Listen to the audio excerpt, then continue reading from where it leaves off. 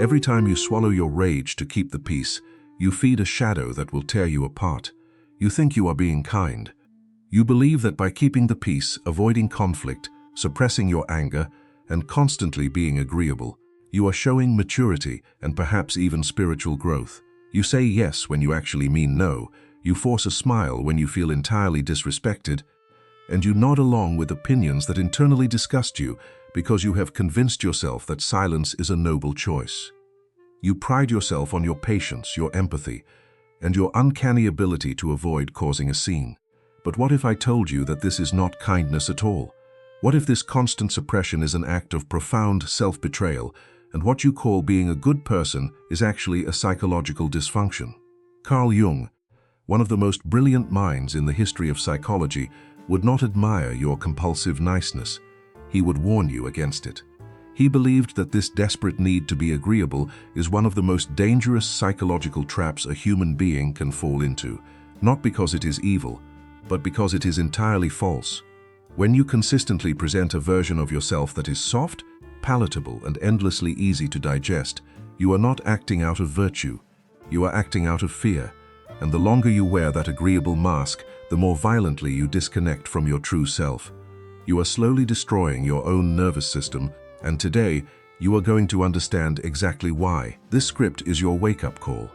We are going to dismantle the illusion of your people-pleasing, explore the terrifying power of Carl Jung's concept of the shadow, and uncover the brutal reality of what happens when you cut yourself off from your own anger. Most importantly, we will show you how to reclaim your exiled rage and transform it from a source of silent destruction into the foundation of your absolute, unshakable power. The architecture of the mask. To understand why you silence your anger, we must first look at the psychological armor you have built around yourself. You were not born wanting to please everyone. From a very early age, you were taught that your natural, raw emotions were unacceptable. You were a child full of spontaneous impulses. You screamed when you were angry, cried when you were frustrated, and demanded what you wanted. But gradually, the adults around you pruned this behavior, teaching you that being good meant staying silent, swallowing your tears, and hiding your true feelings. You learned that being accepted came at a heavy price, and that price was giving up parts of yourself. You absorbed the message that expressing anger was dangerous, that having needs drove people away, and that you would only receive love if you were useful, polite, and completely accommodating. Jung had a name for the social mask you constructed to survive in this environment: the persona. The persona is the costume we wear to survive the expectations of the world, designed to ensure we fit in and avoid rejection. The problem is not that you have a persona, because society requires us to function with a degree of civility. The profound danger arises when you start believing that the mask is who you really are. You adapt so automatically to the demands and expectations of the people around you that you lose all of your internal reference points. You stop asking yourself what you actually feel, what you actually want, and what you actually believe. You become a ghost in your own life, haunting rooms with a fake smile and dead eyes, wondering why you feel so incredibly empty even though everyone tells you what a good person you are. Your niceness is not a genuine choice. It is a defense mechanism and a manipulative strategy you developed to survive a world that punished your authenticity. You act nice because you are terrified of what would happen if you didn't, terrified of being seen as selfish, aggressive, or bad. But underneath that polished, eager-to-please exterior, there is a hidden, boiling reservoir of unprocessed emotion. The birth of the shadow. What happens to the anger you swallow? It does not disappear, dissolve, or magically transform into peace. Everything you refuse to live consciously sinks underground and takes on a life of its own. Every time you feel violated but force a polite smile, every time you feel intense rage but whisper that it's okay, and every time you betray your own boundaries just to maintain an illusion of harmony, you are actively feeding a beast inside you. Carl Jung called this hidden layer of the psyche the shadow. The shadow is the psychological container where you store everything you reject, deny, and disown about yourself. It holds your anger, your selfishness, your sexual energy, your pride, and your capacity to say no, not because these things are inherently evil, but because you were conditioned to believe they were unacceptable. You tried to amputate these vital pieces of your personality to fit into an unrealistic image of perfection. But Jung was explicitly clear: what you resist not only persists, it grows.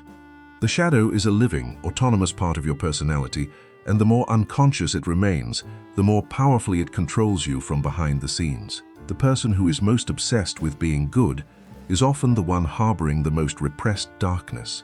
Because your darkness is not integrated or mastered, it leaks out in ways you cannot understand or control. You experience this as sudden, out-of-character emotional eruptions, toxic guilt, chronic resentment, passive aggression, and physical illnesses. You think you are protecting yourself and others by remaining silent, but by trying to be purely good all the time, you actually become dangerous.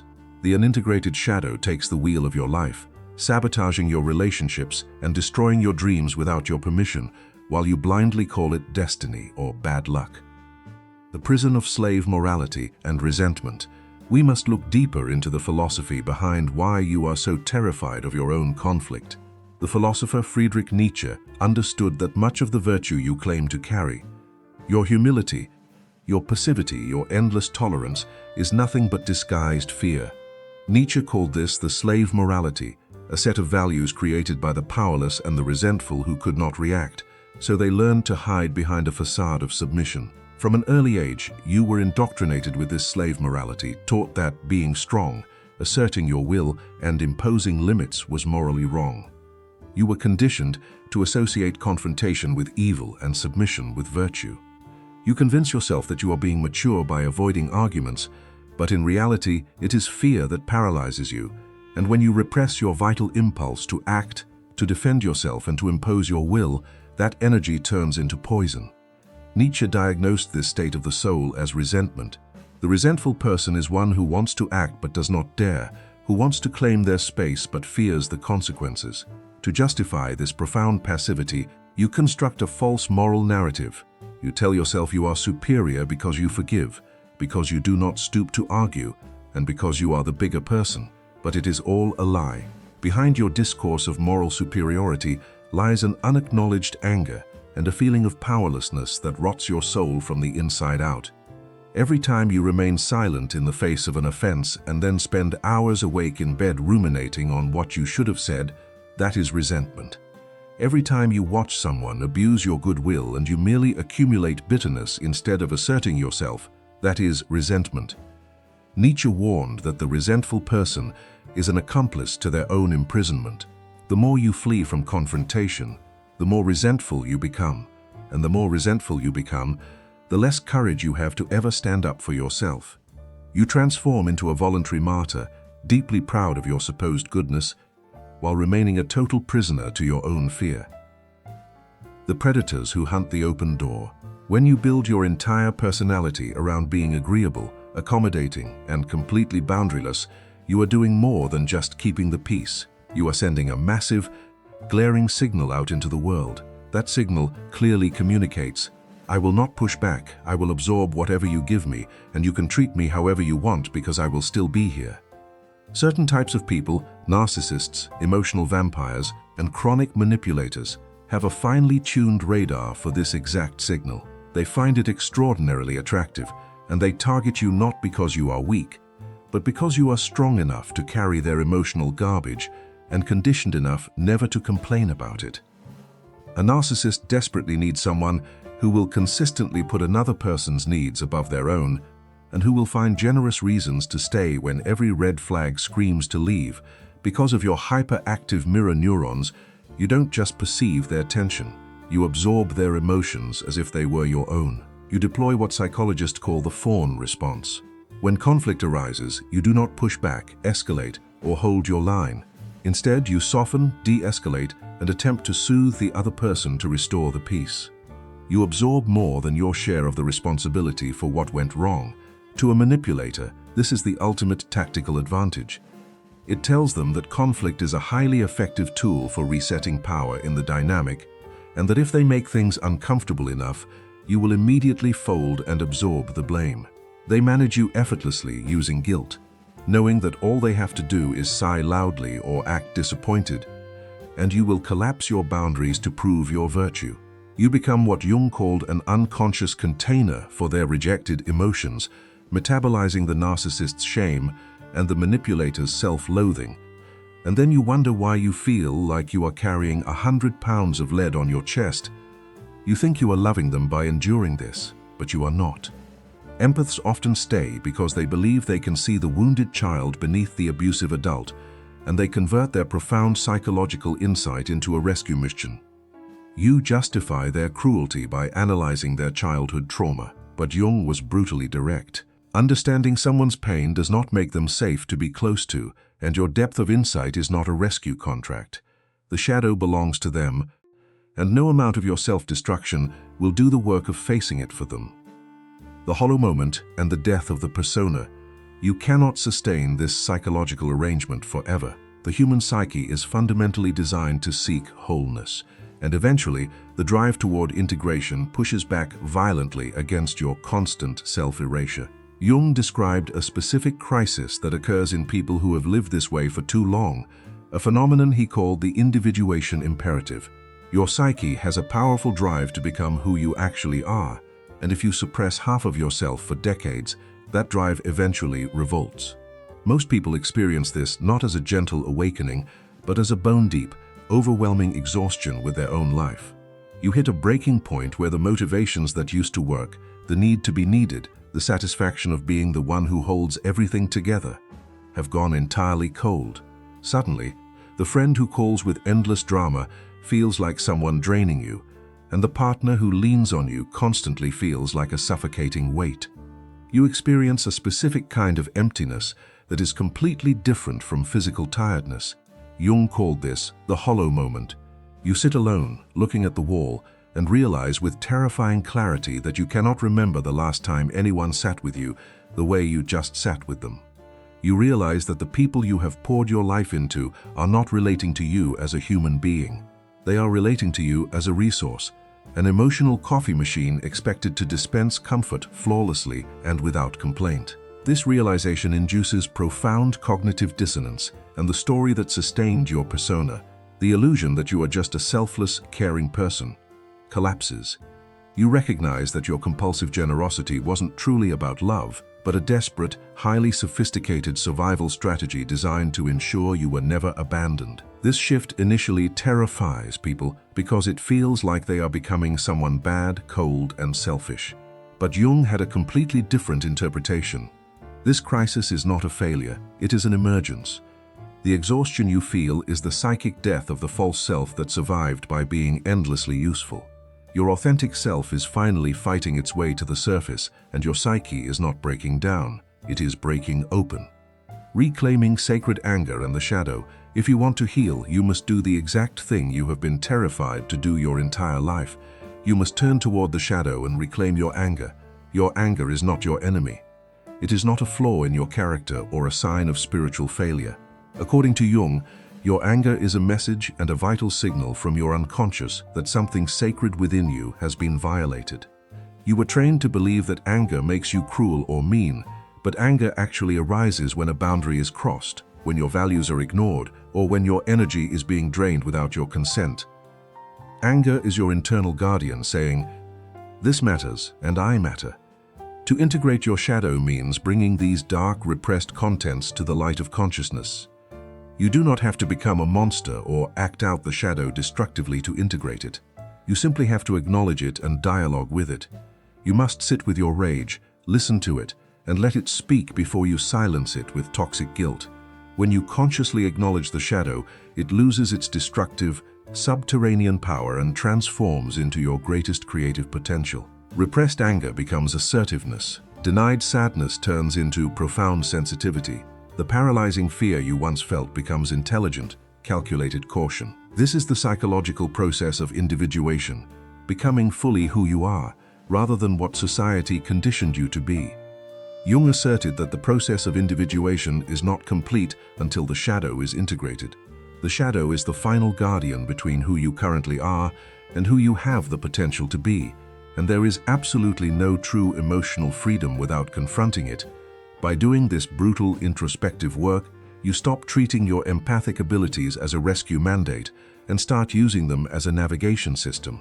You still see the wounded child beneath the abusive adult, but instead of trying to heal them, you use that information to decide exactly how far away from them you need to stand.